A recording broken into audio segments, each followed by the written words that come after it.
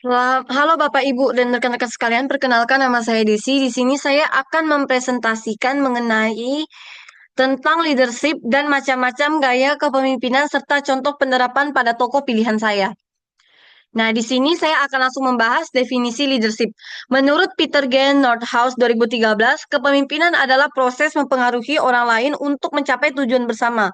Tidak ada satu gaya yang paling benar atau efektivitasnya tergantung pada konteks kepribadian dan situasi organisasi.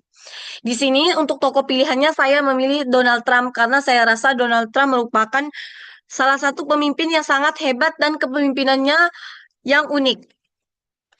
Langsung saja kita masuk ke democratic leadership. Nah, yang menganut konsep melibatkan banyak pihak dalam pengambilan keputusan dan menghargai perbedaan pendapat.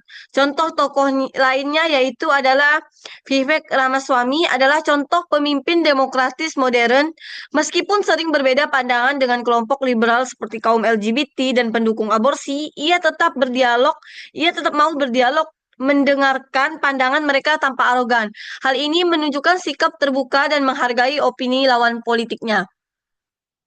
Di sini Donald Trump juga pernah menunjukkan sisi demokratis ketika melibatkan penasehat dan pelaku bisnis dalam menyusun kebijakan ekonomi dan pajak.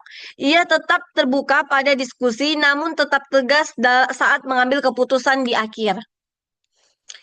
Lanjut, adanya autocratic leadership. Nah, pemimpin ini mengambil keputusan cepat dan mengontrol pelaksanaan tanpa banyak diskusi. Contoh tokoh lain yaitu adalah Keir Starmer, Perdana Menteri Inggris. Ia memperlihatkan gaya ini lewat kebijakan hukum yang ketat, termasuk penindakan terhadap orang yang membuat meme politik. Ada lagi Uni Eropa yang menunjukkan kecenderungan autokritik ketika memberikan sanksi pada negara anggota yang menolak kebijakan bersama seperti soal imigrasi. Nah, di sini tentu saja Donald Trump pernah menunjukkan sisi ini ketika Donald Trump memberikan instruksi langsung kepada ICE untuk memperketat penegakan imigrasi. Keputusan ini diambil cepat tanpa proses panjang demi keamanan nasional. Ia menunjukkan juga ketegasan khas pemimpin otoritatif. Selanjutnya adanya laissez-faire leadership, yaitu gaya kepemimpinan ini memberi kebebasan luas kepada anggota tim untuk berinovasi saat mengambil keputusan. Contoh tokoh lain yaitu Elon Musk. Tentu saja kita kenal di mana ia menerapkan gaya kepemimpinan ini pada timnya di Tesla dan SpaceX. Ia memberi ruang bebas bagi insinyur dan desainer untuk berkreasi selama tetap sejalan dengan visi besar perusahaan. Di sini Donald Trump juga dalam bisnis menunjukkan gaya ini dengan mendelegalisasikan pengelolaan Trump Organization kepada anak-anak saat ia menjabat presiden. Kepada anak-anaknya saat ia menjabat presiden, mempercayakan mereka penuh tanpa intervensi harian.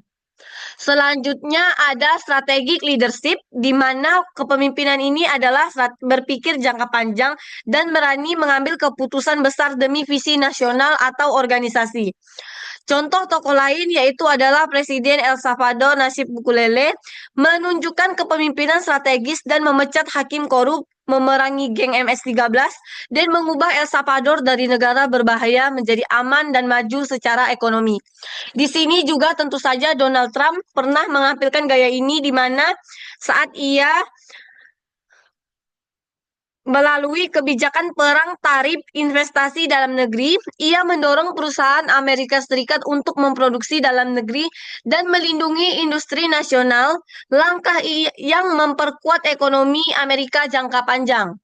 Selanjutnya tentu saja ada transformational leadership. Nah, pemimpin transformasional ini menginspirasi perubahan besar dan membentuk cara berpikir baru pada masyarakat. Contoh tokoh lain yaitu adalah Tommy Robinson. Ia menginspirasi banyak warga untuk lebih sadar akan identitas nasional mereka dan memperjuangkan kebebasan berbicara.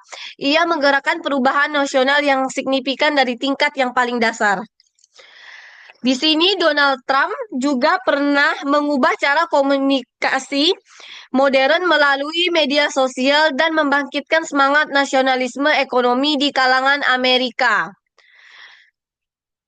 Selanjutnya adanya transaksional leadership. Nah, pemimpin ini berfokus pada hasil, imbalan, dan konsekuensi pada kinerja. Contoh tokohnya yaitu Adam Smith atau biasa kita kenal dengan Bapak Kapitalisme, mencerminkan konsep ini melalui teori The World of Nation, di mana hubungan ekonomi didasarkan pada pertukaran yang saling menguntungkan. Di sini, Donald Trump dalam bisnis dan politik, Trump menilai kinerja berdasarkan hasil nyata dan loyalitas. Prinsipnya jelas, siapa yang bekerja dengan baik diberi kepercayaan lebih, siapa yang gagal maka ia akan digantikan. Selanjutnya ada gaya kepemimpinan coach style leadership. Nah, yang pemimpin pelatih berperan membimbing individu dan untuk berkembang dan menemukan potensi sebaiknya.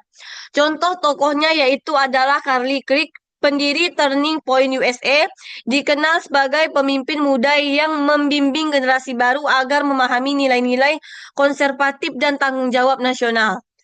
Di sini tentu saja Donald Trump menunjukkan gaya ini lewat acara The Apprentice, di mana ia memberi tantangan nyata dan evaluasi langsung. Ia melatih peserta untuk berpikir kritis, berani mengambil keputusan dan belajar dari kesalahan. Next, adanya birokratik leadership. Nah, pemimpin birokratik menekankan aturan, sistem, dan efisiensi organisasi. Contoh tokohnya yaitu Sanae Takahashi, yaitu politisi Jepang, menerapkan gaya ini dengan menegakkan aturan imigrasi yang ketat dan kebijakan nasional yang melindungi stabilitas ekonomi Jepang. Nah, di sini juga ya, pada pada yang saya tampilkan terlihat bahwa Donald Trump menjalankan reformasi birokrasi federal dengan memotong regulasi yang berlebihan dan menuntut efisiensi dari setiap lembaga pemerintah. Nah ya, jadi kesimpulannya dari berbagai gaya kepemimpinan ini, Donald Trump menunjukkan kombinasi yang fleksibel, yaitu demokratis dalam mendengarkan berbagai pandangan, tegas dalam keputusan autokritik, strategis dalam kebijakan ekonomi, dan transformasional dalam komunikasi publik, di mana ini sangat sejalan dengan pandangan Peter G. Nordhaus 2013, pemimpin efektif bukan yang terpaku pada satu gaya, melainkan yang mampu beradaptasi sesuai situasi dan kebutuhan organisasinya. Terima kasih dari saya, Desi. Sekian, terima kasih.